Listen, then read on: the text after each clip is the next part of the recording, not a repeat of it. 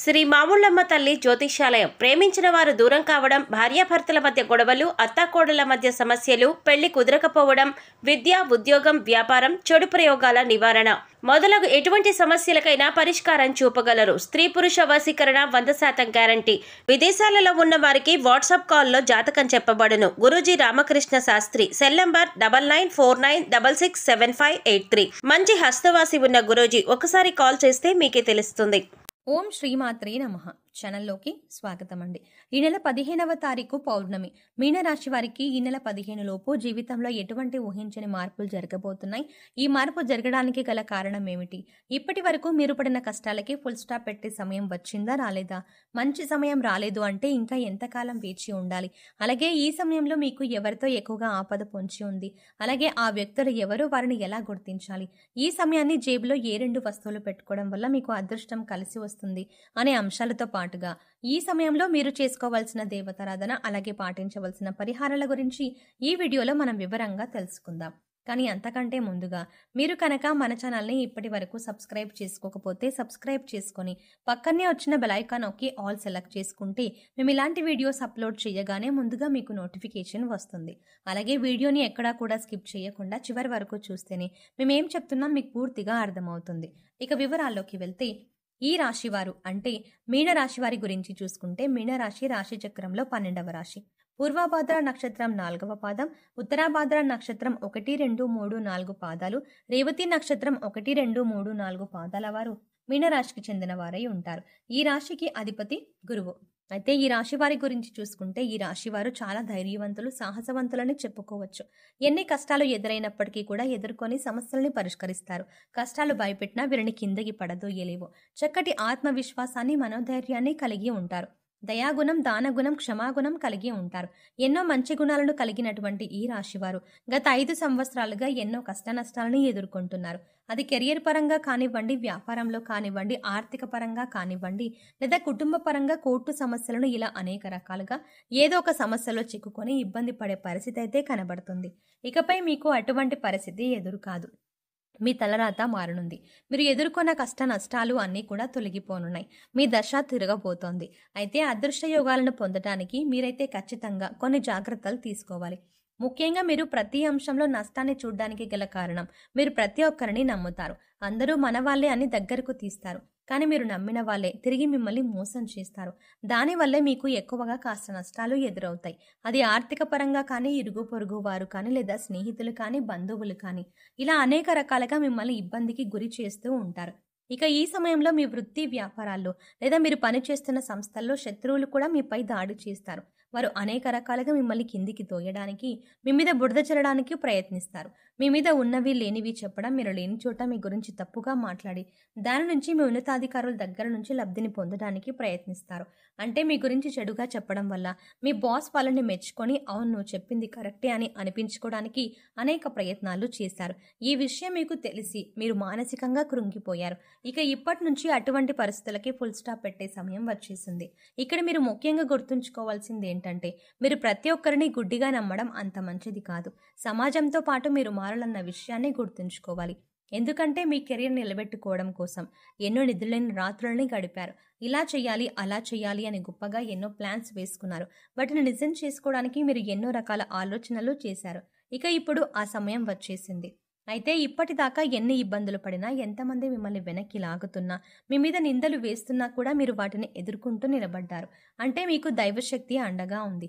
కేవలం మీరు గత జన్మలో చేసిన పాపకర్మల యొక్క ఫలితాన్ని మీరు ఈ సమయంలో అనుభవిస్తున్నారు. కాబట్టి కష్టాల్లో కూరుకుపోయి ఉన్నారు.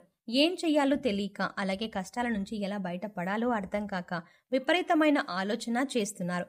అయితే మీకున్నటువంటి ముఖ్యమైన సమస్య అనేది తొలగిపోయే సమయం వచ్చేసింది. అమ్మవారి దయ వల్ల మీకు ఆ సమస్య నుంచి బయటపడడానికి ఒక మార్గం కనిపిస్తుంది. ఇక్కడ ముఖ్యంగా గుర్తుపెట్టుకోవాల్సింది ఏంటంటే, దైవశక్తి మీతో ఉంది. ఆ శివ కుటుంబం యొక్క ఆశీస్సులు మీ కుటుంబం పైన ఉండటం వల్ల ఇంతకాలం మీరు ఎన్నో కష్టాలని దాటుకుంటూ ఇక్కడి వరకు వచ్చారు. ఇక ఇప్పటిదాకా మీరు ఏదైతే శుభవార్త వినాలని ఎదురు చూస్తున్నారో, అది ఏ అంశంలోనైనా సరే ఆ శుభవార్తని మీరు ఇప్పుడు వినబోతున్నారు. ఇటువంటి సంతోషకరమైన వార్తలు మీ జీవితాన్ని మార్చబోతున్నాయి. మీ జీవితంలో ఆనందం నిండిపోతుంది. ఎప్పటినుంచో ఎదురు చూస్తున్న మీ కల నెరవేరుతుంది. ముఖ్యంగా మీ ఇరుగు పొరుగు వారు కానీ, తెలిసిన వారు కానీ మీ మధ్యనే ఉంటూ మీపై కుట్రలు చేస్తున్నారు. వారెవరో మీరు గమనించి గుర్తించవలసి ఉంటుంది. ఇక రహస్య శత్రువులను మీరు నమ్మడం వల్ల మీకు అనేక రకాలుగా వారు ఇబ్బందులని కలిగిస్తున్నారు. ఇక మీరు గతంలో ఎన్నో రకాల ఇబ్బందులు పడి పెద్ద పెద్ద సమస్యల నుంచి కూడా చివరి దాకా వచ్చి వాటి నుంచి బయటపడిన సందర్భాలు కూడా ఉన్నాయి. ఇక ఇటువంటి సమస్యల నుంచి బయటపడడానికి మిమ్మల్ని ఆదుకున్నది ఆ శివయ్య అని చెప్పవచ్చు. ఆ శివపార్వతులు మీకు అండగా ఉన్నారు.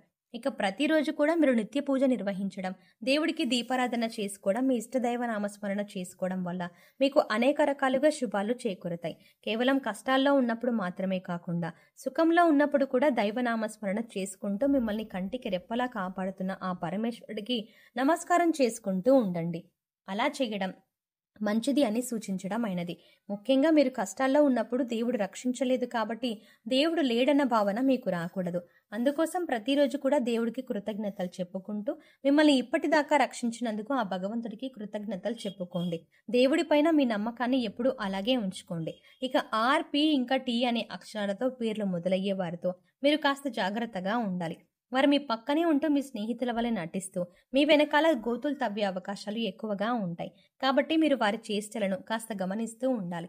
ఈ సమయంలో మీరు రహస్య శత్రువులని గుర్తించి గమనించి తగిన జాగ్రత్తలు తీసుకోవాలి.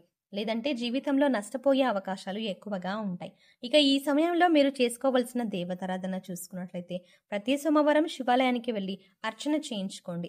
అలాగే మాస శివరాత్రి రోజున అభిషేకాన్ని నిర్వహించినట్లయితే శివుని యొక్క పరిపూర్ణమైన ఆశీస్సులు మీపై ఉంటాయి.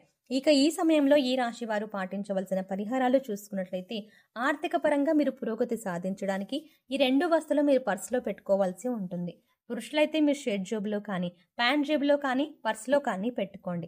స్త్రీలైతే మీ హ్యాండ్ బ్యాగ్లో పెట్టుకోండి. అలాగే ఇంట్లో ఉండి బిజినెస్ చేసేవారు కానీ లేదా గృహిణీలు కానీ మీకు గల్లా పెట్టెలో కానీ లేదా మీరు డబ్బులు దాచే ప్రదేశంలో కానీ ఈ వస్తువులు పెట్టుకోవచ్చు. ఆదివారం రోజున ఈ పరిహారం చేస్తే మంచి ఫలితాలు వస్తాయి. గురువారం రోజున దేవుడి దగ్గర దీపారాధన చేసి 2 లవంగాలను అలాగే 2 యాలకులను లక్ష్మీదేవి ఫోటో దగ్గర పెట్టి వాటిని మీ పర్సులో కానీ జేబులో కానీ డబ్బులు దాచే ప్రదేశాల్లో కానీ ఉంచడం వల్ల మీకు ధనం ఆకర్షింపబడుతుంది.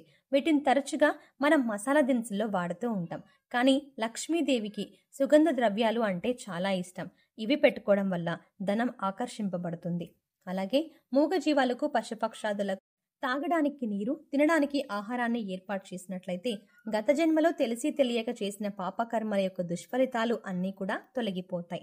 సో చూసారు కదండి, ఈ నెల 15వ లోపు మీనరాశి వారి జీవితంలో ఎటువంటి ఊహించని మార్పులు జరగబోతున్నాయి. ఈ సమయంలో మీకు ఎవరితో ఎక్కువగా ఆపద పొంచి ఉంది, అలాగే ఆపద నుంచి ఎలా బయటపడాలి, ఈ సమయంలో మీరు చేసుకోవాల్సిన దేవతారాధన, అలాగే పాటించవలసిన పరిహారాల గురించి ఈ వీడియోలో మనం వివరంగా తెలుసుకున్నాం కదా. ఈ వీడియో మీకు నచ్చినట్టయితే లైక్ చేయండి. అలాగే మీ ఫ్రెండ్స్ అండ్ ఫ్యామిలీ మెంబర్స్లో మీనరాశి వారు ఎవరైనా ఉంటే వారితో ఈ వీడియోని షేర్ చేసుకోవడం మర్చిపోకండి. కానీ అంతకంటే ముందుగా మీరు కనుక ఇప్పటి వరకు మన ఛానల్ని ఇంకా సబ్స్క్రైబ్ చేసుకోకపోతే వెంటనే సబ్స్క్రైబ్ చేసుకోండి.